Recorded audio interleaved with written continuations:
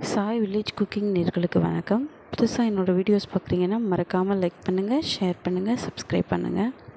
Headphone use பண்ணி கேளுங்க. வாங்க அடுத்த வீடியோஸ்குள்ளே போகலாம்.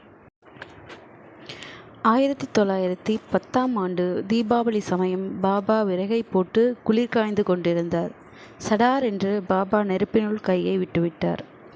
அருகில் இருந்த மாதவராவ் தேஷ்பாண்டே பதறி ஓடி வந்தார். பணியால் மாதவனும் விரைந்து வந்தான். பாபாவின் பின்னாடிருந்து வயிற்றோடு கட்டி இழுத்த மாதவராவ், பாபா, எங்கள் மனம் நோக உங்களை இப்படி வருத்தி கொள்ளலாமா என வருந்தினார்.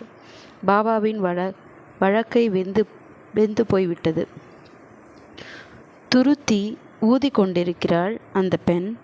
கணவன் அவசரமாக அழைப்பது கேட்டு ஓடி வருகிறாள். தவழ்ந்து வந்த குழந்தை தடுமாறி நெருப்பில் விழுந்து விட்டது. அதை காப்பாற்றாவிட்டால் பெண்களுக்கு பதிபக்தி போய்விடும். கடவுள் நம்பிக்கையும் ஒழுக்கமும் குறையும். அதனால் குழந்தையை தூக்கிவிட்டேன் என்றார் பாபா. உடனே திரு நானா சாஹிப் சந்தோர்கருக்கு செய்தி அனுப்பிவிட்டார் மாதவராவ். நானா சாஹிப் டாக்டர் பரமானந்தனுடன் விரைந்து ஷீரடி வந்தார். ஆனால் பாபா சிகிச்சைக்கு ஒப்புக்கொள்ளவில்லை. பாகோஜி சிந்தையை பாருங்கள்.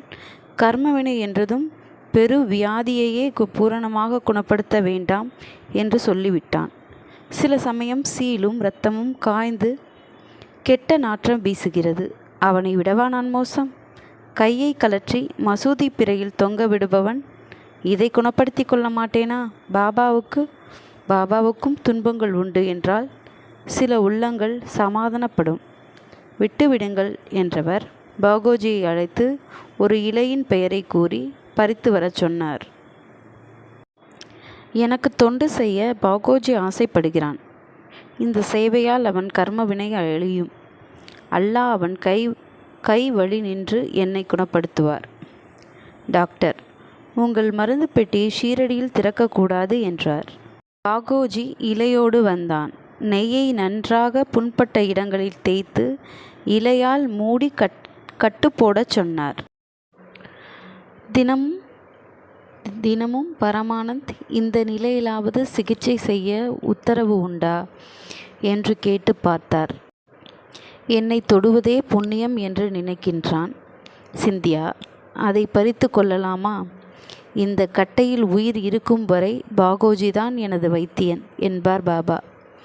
உங்கள் கை வெந்ததை சாக்கிட்டு உங்கள் தரிசனம் கிடைத்தது என்று புலக்கிப்பார் பரமானந்த். டாக்டர், பாகோஜி நான் நெண்டி தோட்டத்திற்கு போகும்போது குடை பிடித்து கொண்டு வருவான். அந்த குடையை கூட ஒருத்த தொட சம்மதிக்க மாட்டான் என்று பெருமையாக புகழ்வார் பாபா.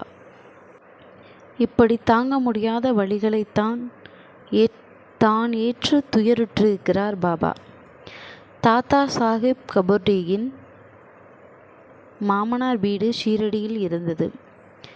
தன் சிறு பிள்ளையோடு அங்கு வந்திருந்தாள் அவரது மனைவி. குழந்தைக்கு முதலில் ஜுரம் வந்தது. பிறகு காலரா கண்டது. உடம்பெல்லாம் கட்டிகள். கபர்டேயின் மனைவி பயந்து அம்ரோதி போக புறப்பட்டாள். அவளது பெற்றோர், மகளே, இது பாபா சஞ்சரிக்கும் பூமி. இதை விட்டு போனால்தான் ஆபத்து. உன் மகனுக்கு ஒன்றும் ஆகாது என்றனர். அன்று மாலை பாபா உலா வரும்போது அவள், பாபா, எனக்கு பயமாக இருக்கிறது. நான் அம்ரோதி போக தாங்கள் அனுமதி வேண்டும் என்றாள். பாபா அன்புடன், மகளே, உன் வேதனை தற்காலிகமானது. இதோ பார் என்று ஆடையை விலக்கி காட்ட மகன் உடலில் எந்தெந்த இடங்களில் எந்தெந்த அளவு கட்டியிருந்ததோ அது பாபா உடலுக்கு மாறியிருப்பதைக் கண்டு கதறினாள். இடுப்பில் முட்டை அளவிலிருந்து கட்டி அவள் மனதை உறுத்தியது. வீட்டிற்கு போனால் குழந்தை குணமாகி இருந்தான். கண்டேஷில் உள்ள மம்லத்தாருக்கு பண்டரிபுரத்துக்கு வேலை மாற்றலானது. பாபாவையும் பண்டாரிபுரத்துக்கு அழைத்து செல்ல ஆசைப்பட்டார். மம்லத்தார் ஷீரடிக்கு புறப்பட்டார். நிம்கானை அவர் அடைந்தபோது மகள்சாபதி, காசிராம், அப்பா ஷிண்டே இவர்களோடு பேசிக்கொண்டிருந்த பாபா, பாண்டுரங்கனை பஜனை செய்யலாம், நான் பண்டரி போய் தங்க வேண்டும் என்றார். உடனே விட்டல் பஜன் தொடங்கியது. பஜன் உச்சக்கட்டத்தில் இருக்கும் சமயம் மம்மலத்தார் குடும்பத்தோடு வந்து பாபாவை நமஸ்கரித்து பஜனையில் கலந்து கொண்டார். பஜனை முடிந்ததும் அவர் பாபாவை பண்டரிபுரத்திற்கு அழைக்க பாபாவின் தீர்க்க தரிசனத்தை கண்டு பக்தர்கள் மெய் சிலிர்த்தனர். பாபா சாம்பலை அதாவது உதி கொடுத்து ஆசிர்வதித்து அனுப்பினார்.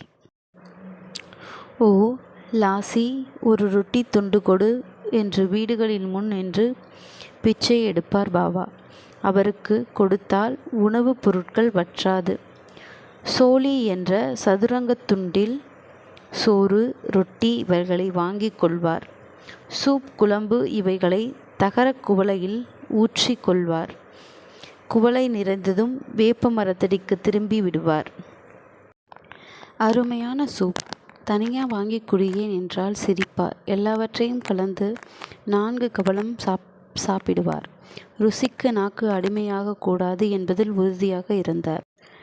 மசூதியை துப்புரவு செய்யும் பெண் 10-12 ரொட்டிகளை வீட்டிற்கு எடுத்துச் செல்வாள்.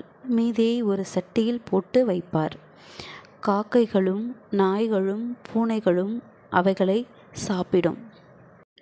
பிச்சைக்கு வராமல் யோக சமாதியில் ஆழ்ந்திருக்கும் நாட்களில் தாத்யா பட்டேலின் தாயார் பாயாஜாபாயி ரொட்டியும் காய்கறிகளிட்ட சப்ஜியும் செய்து எடுத்து கொண்டு வந்து காடுகளில் பாபாவை தேடி அலைவார். 12 மணி வரை பார்த்துவிட்டு புறப்படுவதால் வெயில் சுடும். செருப்பு அணியும் பழக்கம் இல்லாததால் கல்லும் முள்ளும் பாதங்களை கிழிக்கும். சில நாட்கள் பல மைல்கள் அலைந்த பிறகே கண்டுபிடிப்பார். உடனே இலையை விரித்து தண்ணீர் தெளித்து துடைத்து ரொட்டிகளையும் கூட்டையும் வைத்து ரொட்டியை பீத்து கூட்டில் தோய்த்து ஊட்டிவிடுவார். சில சமயம் சமாதி நிலை களைந்து தானே சாப்பிடுவார் பாபா. சில சமயம் சமாதி நிலையிலேயே சாப்பிட்டு முடிப்பார். பின்னர் வாயை துடைத்துவிட்டு புறப்படுவார். இதனால் பாபா காடுகளுக்கு போவதை விடுத்து மசூதியிலேயே தங்கினார். தாத்யா பாட்டீல், பகத் மகள் சாபதி இருவரும் பாபாவின் 2 பக்தர்கள் பக்கத்திலும் படுத்து கொள்வார்கள். கிழக்கு மேற்கு வடக்கு நோக்கி 3 தலைகளும் இருந்தாலும் 6 கால்களும் ஒன்றாக குவிந்திருக்கும். நடுராத்திரி வரை பேச்சுவார்த்தைகள் நடக்கும். தாத்தியாவிடமிருந்து குரட்டை வந்தால் பக்கவாட்டில் கையை நீட்டி அவரை அசைப்பார் பாபா. அதற்கும் எழுந்திருக்காவிட்டால் தலையை அழுத்தி பிடிப்பார். பாட்டீலின் தூக்கம் கலைந்துவிடும். மகள் சாவதி தூங்கினால் அவரை கட்டி அணைப்பார், காலால் உதைப்பார். மறுபுறம் திரும்பி படுத்தால் முதுகை பிடித்து விடுவார். அவ்வளவுதான். பதறிப்போய் விழித்து கொள்வார் மகள் சாபதி. அதிகாரத்தை விட அன்புக்கு வலிமை அதிகமாயிற்றே. இந்த அதிர்ஷ்டத்தை தாத்யா பாட்டீல் 14 ஆண்டுகள் அனுபவித்தார். அதன் பிறகு பாட்டீலின் தந்தை இறந்து போனதால் அவர் வீட்டில் படுக்க ஆரம்பித்தார். இந்த வீடியோஸ் உங்களுக்கு பிடிச்சிருந்ததுன்னா மறக்காமல் லைக் பண்ணுங்கள், ஷேர் பண்ணுங்கள், சப்ஸ்கிரைப் பண்ணுங்கள். அடுத்த எபிசோட் அடுத்த வீடியோவில் பார்க்கலாம். நன்றி.